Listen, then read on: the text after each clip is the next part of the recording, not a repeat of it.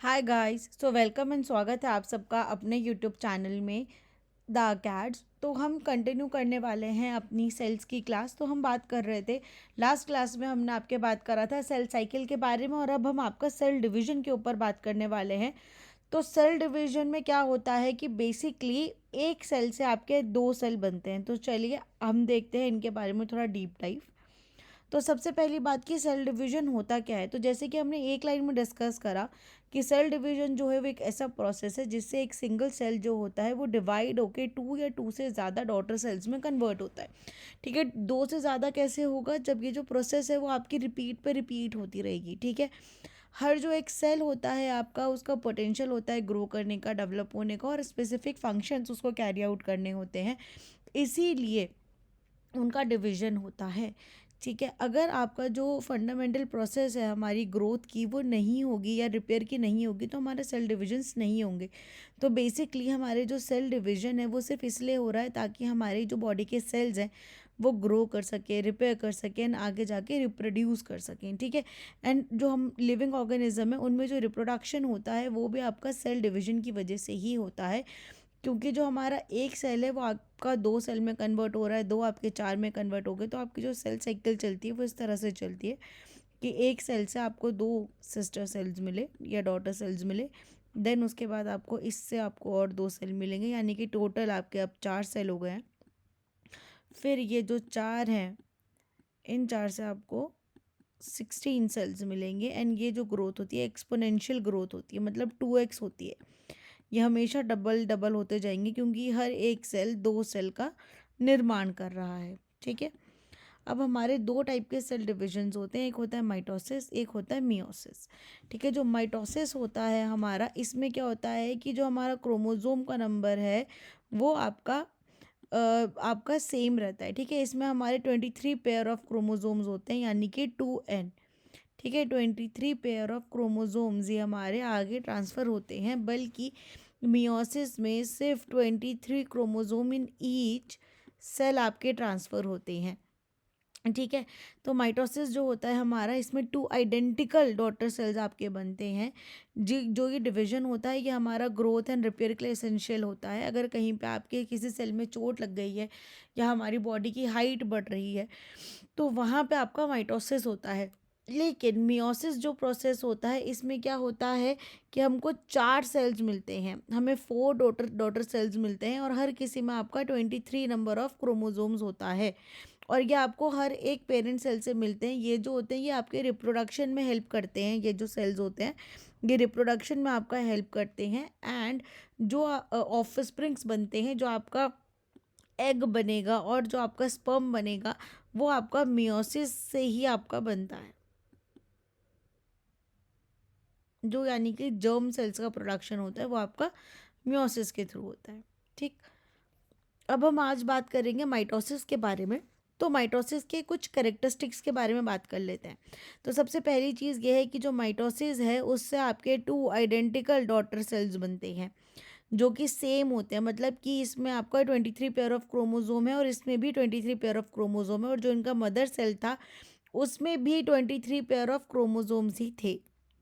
Major purpose होता है mitosis का growth and repair of worn out sales, यानी कि जो सेल पुराने हो चुके हैं, जैसे कि आपको पता होगा हमारे बोन के सेल्स, हमारे रेड ब्लड सेल्स, हमारे स्किन के सेल्स जो है वो चेंज होते रहते हैं, वो कंटिन्यूसली ग्रो होते रहते हैं। ठीक है, तो उन्हें रिप्लेस करने के लिए आपके न्यू सेल्स बनते रहते हैं।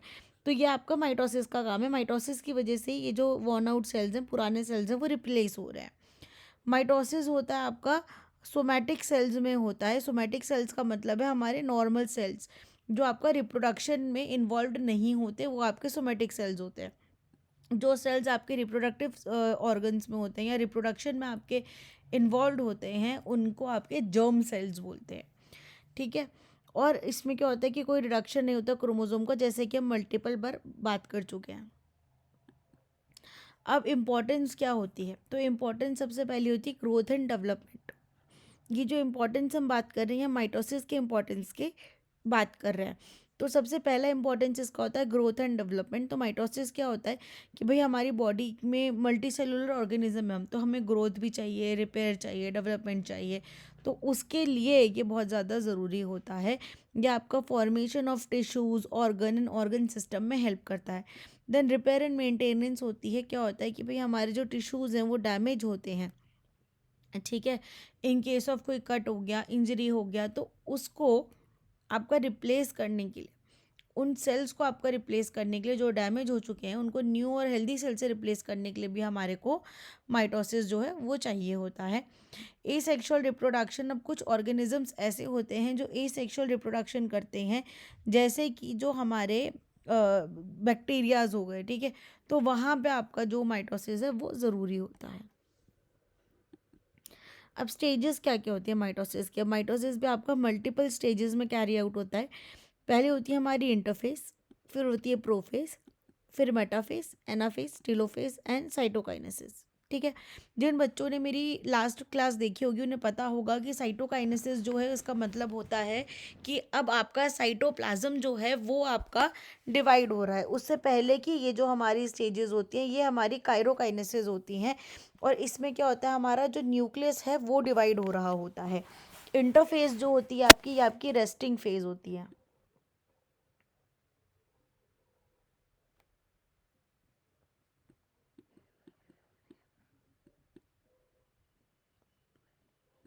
तो इंटरफेस जो है वो रेस्टिंग फेज है, ठीक है।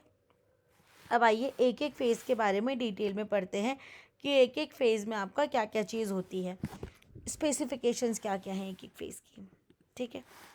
सबसे पहले होती है हमारी प्रोफेज। अब प्रोफेज में क्या होता है कि जो हमारे क्रोमेटिन्स होते हैं न्यूक्लियस में वो कंडेंस हो जाते हैं। हमारे क्रोमेटिन्स क्या होते हैं, जैसे आपको ये थ्रेड लाइक स्ट्रक्चर दिख रहा है, तो ये जो थ्रेड लाइक स्ट्रक्चर्स होते हैं आपके न्यूक्लियस के अंदर, ये हमारे क्रोमेटिन्स होते हैं, क्रोमेटिन फाइबर्स होते हैं। अब इससे क्या होता है कि ये इसी के अंदर आपका डीएनए होता है, ठीक है। ये डीएनए से मिलके बने हुए होते हैं। अब क्रोमोसोम्स जो हैं ये इन्हीं की कंडेंस्ड फॉर्म होती है। और यहाँ पे क्या होता है प्रोफेज में, जो ये हमारे जो हमारे क्रोमेटिन्स है ये आपस में ऐसे कंडेंस होने लगते हैं, मिलने लगते हैं, मिल मिल के ये हमारे क्रोमोसोम्स बना देते हैं, जो कि आपका माइक्रोस्कोप के अंदर इस समय विजिबल हो जाते हैं, ठीक है। सेंट्रियोमर जो होता है, जो सेंट्रोजोम्स होते हैं आपके वो आपके रिस्पॉन्सिबल होते हैं स्प्लिंडल फाइबर बनने के। ये जो है हमारे, ये हमारे सेंट्रोजोम्स होते हैं। आप पुरानी वाली क्लास में ही देखोगे तो उसमें आपको पता चल जाएगा कि सेंट्रोजोम्स क्या होते हैं, क्या करते हैं और कैसे ये स्प्लिंडर फाइबर्स बनाते हैं, ठीक है। ये दोनों के दोनों अपोजिट पोल्स पे चले जाते हैं, क्यों? क्योंकि ये इसी अपोजिट पोल से ऐसे स्प्लिंडर फाइबर्स का बनाना स्टार्ट करेंगे, ठीक है। अब क्या होता है कि जो न्यूक्लियस होता है वो भी टूट जाता है, जिससे कि ये जो इससे स्प्लिंडर फाइबर्स निकल रहे हैं वो आपके क्रोमोसोम से अटैच हो सके। अब क्रोमोसोम्स जो है इनमें दो चीज़ होती हैं, ये जो होती है आपकी, ये इसके सिस्टर क्रोमेटिड्स होते हैं, और ये जो इसके बीच में होता है ये आपका सेंट्रोमर होता है, ठीक है। तो जो आपके ये स्प्लिंडर फाइबर अटैच करते हैं ये यहाँ सेंट्रियोमर पे, यहाँ सेंटर पे ही अटैच करते हैं। तो प्रोफेज में आपका न्यूक्लियस जो है वो टूटा, ठीक है। आपके जो सेंट्रोजोम्स हैं जिनसे आपके स्प्लिंडर फाइबर बनने हैं वो अपोजिट पोल्स पे चले गए, और आपके जो क्रोमोजोम्स हैं वो विजिबल हो गए, आपके क्रोमेटिन फाइबर्स जो थे वो कंडेंस हो गए, ठीक है। तीन मेजर चीज़ होती है माइटोसिस में, माइटोसिस के प्रोफेज में। अब आती है बारी मेटाफेज की, ये आपकी सेकेंड फेज है। अब मेटाफेज में क्या हो रहा है कि आपका स्प्लिंडर फाइबर जो है ये बन गया है, ये देखो, ये हमारे सेंट्रोजोम्स थे, इसमें से ये स्प्लिंडर फाइबर बन गए, ठीक है। और ये स्प्लिंडर फाइबर कहाँ पे अटैच्ड है, ये देखो सेंट्रियोजोम पे अटैच्ड है, ठीक है। जो हमारे क्रोमोजोम्स थे उनके सेंट्रियोजोम आपके अटैच्ड है, ये सेंट्रियोमर्स पे, ठीक है, जो हमारे सेंट्रोजोम से स्प्लिंडर फाइबर्स ओरिजिनेट हुए। अब क्या हुआ कि जो क्रोमोसोम्स हैं यहाँ पे, ये आपके इक्वेटर, ये जो आपकी मेटाफेज की प्लेट है ना, यानी कि ये आपकी या तो ऐसे में होगी, या तो हॉरिजॉन्टल होगी, या वर्टिकल होगी, ठीक है। तो ये क्या होती है एकदम सेंटर में आपके ये मेटाफेज की प्लेट होती है, बिल्कुल along the equator of the cell, मतलब सेल के बिल्कुल सेंटर पे होती है, ठीक है। तो यहाँ पर ये जो आपके क्रोमोसोम्स हैं ये आपके आके अटैच होने लग जाते हैं, या आके अटकने लग जाते हैं, ठीक है। यहाँ पे ये लाइन बना लेते हैं। अब ये क्यों बना रहे हैं ऐसी लाइन भी, क्योंकि इन दोनों को ये खींच के ऐसे अलग अलग कर देगा, तो इसलिए ये यहाँ पे लाइन बना रहे हैं, ठीक है। और जो आपके सेंट्रोसोम्स है ये इंश्योर करते हैं कि भाई जो आपके क्रोमोसोम्स है ये एकदम अच्छे से आपके लाइन में आ जाएं, ठीक है। एंड देन इनके जो सेंट्रियोमर्स हैं वो सारे के सारे परफेक्टली लाइंड होने चाहिए। ये आपका मेटाफेज में हो रहा है। अब आपका आता है एनाफेज। अब एनाफेज में क्या होता है कि जो सिस्टर क्रोमेटिड्स हैं ये दोनों के दोनों स्प्लिंडर फाइबर से खिंच के अलग अलग पोल्स पे चले जाते हैं। देखो, ये एक सिस्टर क्रोमेटिड आपका इधर चला गया और एक सिस्टर क्रोमेटिड आपका यहाँ पे चला गया, ठीक है। ये दोनों के दोनों क्या करें भाई, ये आपके एक जगह से दूसरी जगह खिंच के चले गए। ये बीच में आपके यहाँ पे थे और यहाँ से खिंच के चले गए, और इससे क्या हुआ आपका कि दोनों के दोनों अपोजिट पोल्स पे आपके सेंट्रोसोम्स जो हैं वो सॉरी जो आपके क्रोमोसोम्स हैं वो आपके चले गए सेंट्रोसोम्स के साथ में। अब नेक्स्ट में आती है आपकी टिलोफेज। तो टिलोफेज क्या होती है, ड्यूरिंग टिलोफेज आपका क्या हो रहा है कि जो क्रोमोसोम्स हैं आपके वो अपोजिट पोल्स पे जो गए थे अब उनके अराउंड आपका न्यूक्लियस का डेवलपमेंट होने लग जाता है वापस से। यहाँ पे अब ये दोनों के दोनों आपके जो क्रोमोसोम्स हैं ये अलग अलग साइड चले गए। अब इनके साइड में आपका न्यूक्लियस का फॉर्मेशन होना स्टार्ट हो गया, ठीक है। एंड देन ये जो बरो फॉर्मेशन है आपका, ये बरो फॉर्मेशन भी स्टार्ट हो जाता है आपका। यहाँ से आपका बरो जो है फॉर्मेशन स्टार्ट हो जाता है। स्प्लिंडर फाइबर जो है वो भी डिसअपेयर हो जाते हैं, और जो सेल है आपका वो साइटोकाइनेसिस के लिए प्रिपेयर होने लगता है, यानी कि अब आपका जो सेल का साइटोप्लाज्म है वो डिवाइड हो जाएगा। साइटोकाइनेसिस में क्या होता है आपका, अब यहाँ पे आपका जो सेल है वो कम्प्लीटली एक दूसरे से डिवाइड हो जाता है, दो आपके डॉटर सेल्स बनते हैं। एनिमल सेल में जो है आपका एक कॉन्ट्रैक्टाइल रिंग होती है एक्टिन और मायोसिन फिलामेंट्स की, जो सेल के अराउंड फॉर्मेशन हो जाती है, जो आपकी हेल्प करती है सेल मेम्ब्रेन की पिंचिंग में, यानी कि सेल मेम्ब्रेन के डिवीजन में, उसकी पिंच होने में।